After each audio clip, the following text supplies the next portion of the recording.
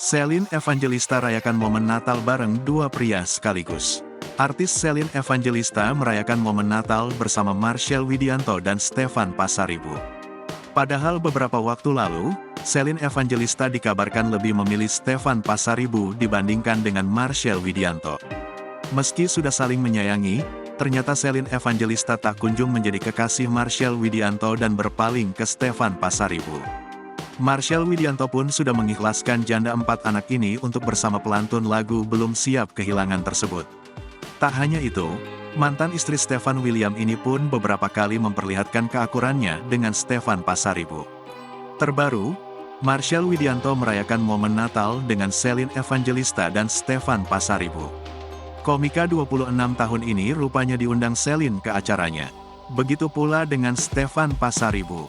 Namun bukan hanya mereka, acara perayaan Natal itu juga turut mengundang teman Celine yang tak berasal dari kalangan artis.